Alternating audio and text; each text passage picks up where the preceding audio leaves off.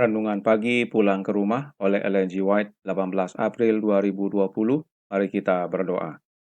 Bapa kami yang di sorga, Allah pencipta langit dan bumi, laut dan segala isinya, Allah yang maha besar, maha kuasa, sumber segalanya yang kami sembah selalu, melalui anak-Mu yang tunggal, Yesus Kristus.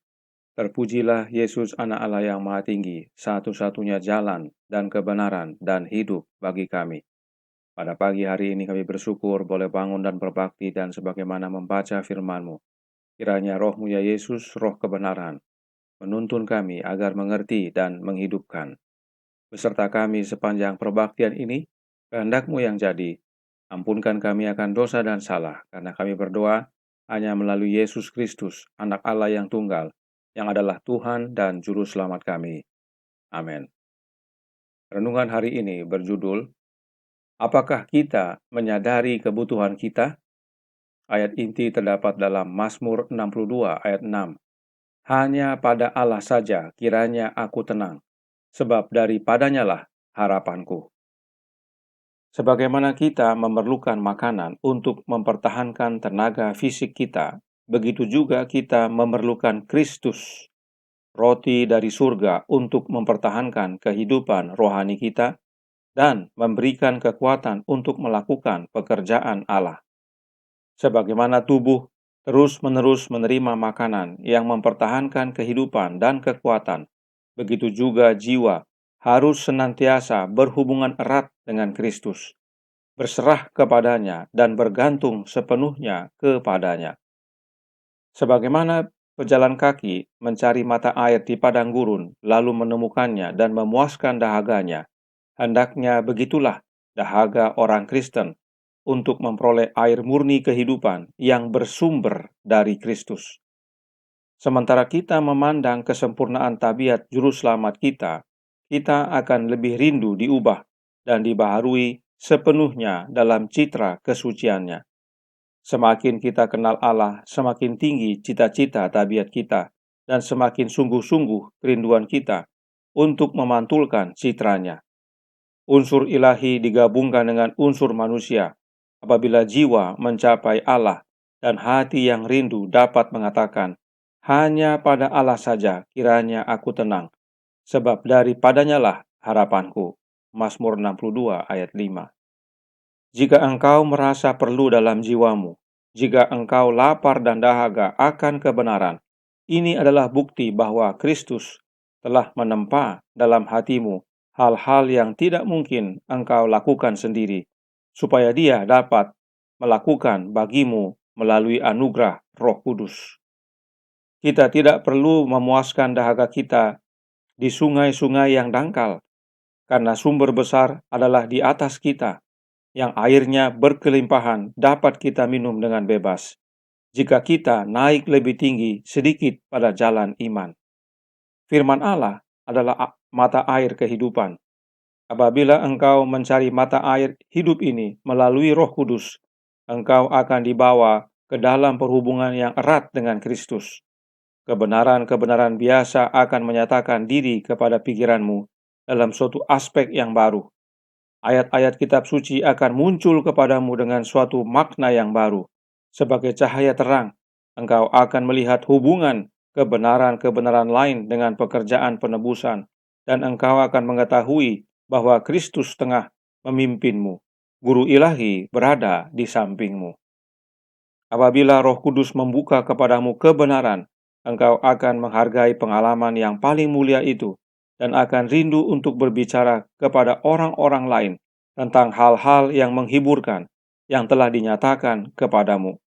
Apabila bergaul dengan mereka, engkau akan menceritakan beberapa pemikiran yang menyegarkan mengenai tabiat atau pekerjaan Kristus.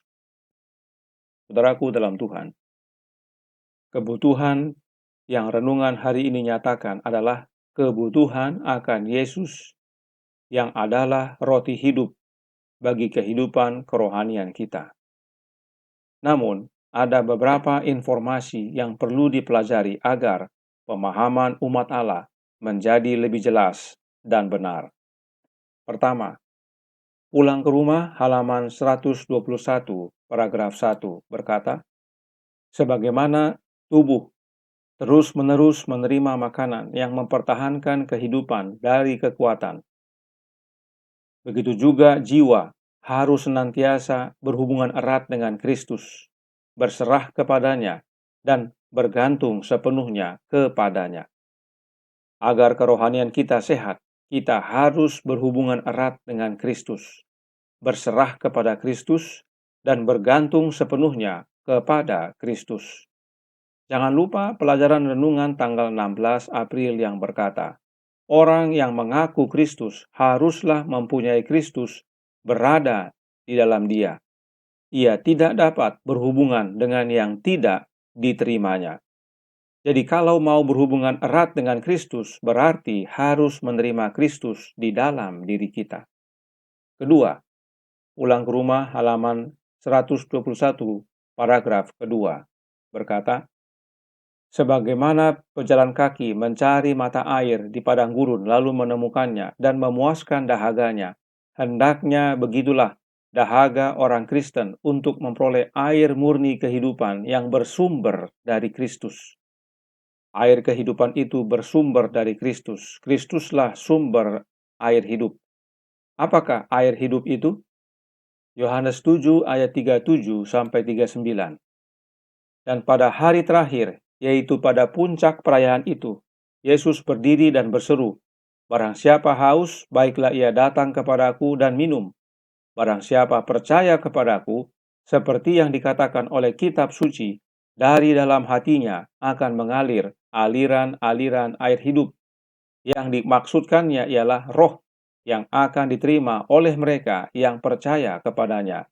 Sebab roh itu belum datang karena Yesus belum dimuliakan. Aliran air hidup itu adalah roh. Dan roh yang Yesus maksudkan akan diterima oleh umatnya yang percaya kepadanya setelah dia dimuliakan. Kapan Yesus dimuliakan? Pada hari Pentakosta. Apa yang terjadi pada hari Pentakosta? Janji roh itu dicurahkan oleh Kristus. Nah, ingat tadi bahwa air hidup itu bersumber dari Kristus. Maka artinya roh itu bersumber dari Kristus. Dan karenanya roh yang dimaksud adalah roh Kristus. Roh Nubuat menuliskan penjelasan tentang Yohanes 7 ayat 37 sampai 39 ini. Kita baca dalam Para Nabi dan Bapa, buku pertama, halaman 436, paragraf 2. Juru selamat menggunakan upacara lambang ini untuk mengalihkan pikiran orang banyak kepada berkat-berkat yang akan diberikannya kepada mereka. Dan pada hari terakhir, yaitu pada puncak perayaan itu, Yesus berdiri dan berseru. Suaranya terdengar dalam nada yang menggema di seluruh halaman Ka'bah. Barang siapa haus, baiklah ia datang kepadaku dan minum. Barang siapa percaya kepadaku, seperti yang dikatakan oleh kitab suci, dari dalam hatinya itu akan mengalir aliran-aliran air hidup. Yang dimaksudkannya, kata Yohanes, ialah roh yang akan diterima oleh mereka yang percaya kepadanya. Yohanes 7 ayat 37 sampai 39. Air yang menyegarkan itu yang memancar di tanah yang kering dan tandus, yang menyebabkan padang pasir bersemi dan mengalir keluar untuk memberikan hidup kepada orang yang akan binasa adalah, perhatikan, satu lambang daripada kasih karunia ilahi yang hanya Kristus saja dapat memberikannya, dan yang seperti air hidup itu akan membersihkan, menyegarkan, dan menguatkan jiwa. Ia, perhatikan, yang di dalamnya Kristus tinggal. Ya, Kristus yang tinggal mempunyai di dalam dirinya pancaran kasih karunia dan kekuatan yang tidak pernah akan habis. Mereka yang mempunyai Kristus dalam hati akan memiliki kasih karunia ini, yaitu apa? Air hidup itu, yang adalah lambang daripada roh. Upacara apa yang mereka rayakan? Mereka merayakan peristiwa Musa pukul batu dan air keluar saat mereka di padang gurun. Acara ini dilakukan pada akhir perayaan Pondok Daun-Daunan. Silakan baca pada buku Para Nabi dan Bapa, jilid pertama, halaman 436, paragraf 1. Nah, dalam acara itulah Yesus jelaskan kepada orang Yahudi bahwa batu yang Musa pukul itu adalah Dia. Dan Yesuslah ya, batu itu. Dari Yesuslah muncul air hidup itu. Dari Yesuslah keluar air hidup itu, yang adalah roh yang dijanjikannya, yang akan dicurahkan setelah Dia dimuliakan. Perhatikan, roh itu dilambangkan dengan air kehidupan yang menyegarkan, yang juga lambang dari kasih karunia ilahi. Dan itu hanya Yesus saja yang dapat memberikannya. Apa artinya? Artinya, roh. Roh itu atau air hidup atau kasih karunia hanya Yesus saja yang bisa berikan. Itu sebabnya pelajaran renungan tanggal 17 April kemarin menjelaskan bahwa Roh Kudus itu keluar dari Kristus layaknya getah pokok anggur yang memberikan hidup kepada ranting-ranting.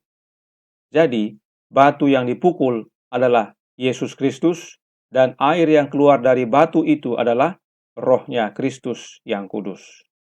Nah, ada ajaran di dalam gereja yang menyatakan bahwa roh yang tinggal dalam hidup kita bukan Yesus, tetapi oknum lain yang disebut Allah Roh. Nah, jika Allah Roh ini yang tinggal dalam diri kita, adakah Dia sumber air hidup? Apakah Dia batu yang dipukul? Tentu tidak. Kenapa? Karena roh atau air hidup itu hanya Yesus saja yang dapat berikan, sebab batu itu adalah Kristus. Yang ketiga, Pulang ke Rumah halaman 121 paragraf 4 yang berkata, "Jika engkau merasa perlu dalam jiwamu, jika engkau lapar dan dahaga akan kebenaran, itu adalah bukti bahwa Kristus telah menempa dalam hatimu hal-hal yang tidak mungkin engkau lakukan sendiri, supaya Dia dapat melakukan bagimu melalui anugerah Roh Kudus." Siapakah Roh Kudus dalam perkataan ini? Dikatakan jika kita lapar dan haus akan kebenaran itu karena Kristus menempa hati kita melalui anugerah Roh Kudus. Karenanya kita perlu tahu siapa Roh Kudus yang dimaksud. Ingat penjelasan pertama dan kedua yang menyatakan bahwa kita harus berhubungan erat dengan Kristus yang adalah roti hidup agar kita sehat rohani. Dan roh itu yaitu air hidup yang hanya Yesus saja dapat memberikannya. Itu sebabnya disebut Roh Kristus. Nah, untuk mengetahui Roh Kudus siapa yang dimaksudkan dalam kutipan ini, kita perlu ingat nasihat Nyonya White dalam mempelajari tulisan Roh Nubuat bahwa tulisan Roh Nubuat dijelaskan oleh tulisan Roh Nubuat lainnya, layaknya ayat menjelaskan ayat di dalam Alkitab. Hal ini dijelaskan dalam Selected Messages, buku pertama, halaman 42. Nah, mari kita lihat penjelasan Roh Nubuat yang lain tentang Roh Kudus dalam kutipan ini, dan perhatikan kalimatnya serupa, sehingga memang jelas yang dimaksudkan. Kutipan dari Selected Messages, buku pertama, halaman 332, paragraf 1 menyatakan, "Apakah Anda lapar dan haus akan kebenaran? Maka ini adalah bukti bahwa Kristus telah menempa hatimu dan menciptakan rasa kebutuhan ini agar Dia dapat diminta untuk melakukan hal-hal itu bagimu melalui apa? Anugerah Roh Kudus-Nya yang tidak mungkin Anda lakukan bagi diri Anda sendiri." Dalam buku Selected Messages, buku pertama ini dijelaskan roh siapa yang dimaksudkan. Nyonya White tulis Roh Kudus-Nya, His Holy Spirit, yaitu Roh Kudus Kristus atau Roh Kristus yang kudus. Ingat kembali renungan tanggal 16 April yang menyatakan, kita tidak dapat berhubungan dengan yang kita tidak terima. Nah, kalau Kristus yang menempa hati kita, berdasarkan pernyataan Roh Nubuat tersebut, berarti harus Kristus yang kita terima. Dan memang Kristuslah yang kita terima melalui anugerah Roh Kudus-Nya. Roh Kristuslah yang bekerja di dalam hati kita, sebab memang Roh Kristuslah yang Allah Bapa utus ke dalam hati kita. Baca Galatia 4 ayat 6. Jadi, bila kita lapar dan haus akan kebenaran, itu karena pekerjaan Roh Kristus yang kudus dalam hati kita. Yang keempat, Pulang ke Rumah halaman 121 paragraf 5 berkata, "Firman Allah adalah mata air kehidupan. Apabila engkau mencari mata air hidup ini melalui Roh Kudus, engkau akan dibawa ke dalam perhubungan yang erat dengan Kristus. Firman Allah itu adalah Yesus Kristus. Wahyu 19 ayat 13 katakan, dan ia memakai jubah yang telah dicelup dalam darah, dan namanya ialah Firman Allah. Ini adalah Yesus Kristus. Jadi firman Allah adalah Yesus Kristus. Air kehidupan, siapa dia? Air kehidupan itu adalah air yang Yesus Kristus berikan. Dialah sumber air hidup. Yohanes 14 ayat 4. Tetapi barang siapa minum air yang akan kuberikan kepadanya, ia tidak akan haus untuk selama-lamanya. Sebaliknya, air yang akan kuberikan kepadanya akan menjadi mata air di dalam dirinya, yang terus-menerus memancar sampai kepada hidup yang kekal. Dan air hidup itu adalah roh yang keluar dari Yesus yang dilambangkan oleh batu yang dipukul di padang gurun oleh Yohanes 7 ayat 38 dan 39. Barang siapa percaya kepadaku seperti yang dikatakan oleh kitab suci, dari dalam hatinya akan mengalir aliran-aliran air hidup. Yang dimaksudkannya ialah roh yang akan diterima oleh mereka yang percaya kepadanya, sebab roh itu belum datang karena Yesus belum dimuliakan. Air hidup itu adalah lambang Roh Kudus, yaitu roh yang dikatakan Yesus yang roh yang dikatakan hanya Yesus saja yang dapat memberikannya, yaitu Roh Kristus yang kudus. Apakah benar Roh Kudus dalam kutipan ini adalah Roh Kristus? Perhatikan bagian akhir yang mengatakan, engkau akan dibawa ke dalam perhubungan yang erat dengan Kristus. Ya. Melalui Roh Kudus ini kita dibawa hubungan erat dengan Kristus. Apakah Roh Kudus ini adalah Roh Kristus itu? Daughters of God halaman 184 paragraf 6 menuliskan, persatuan yang erat dengan Kristus berarti melakukan kata-kata Kristus. Dia menyebut persatuan ini sebagai kelanjutan dari kasih-Nya. Kemudian hati selaras dengan Allah. Hargai janji-janji. Lakukan setiap tugas kecil dengan setia seperti kepada Allah.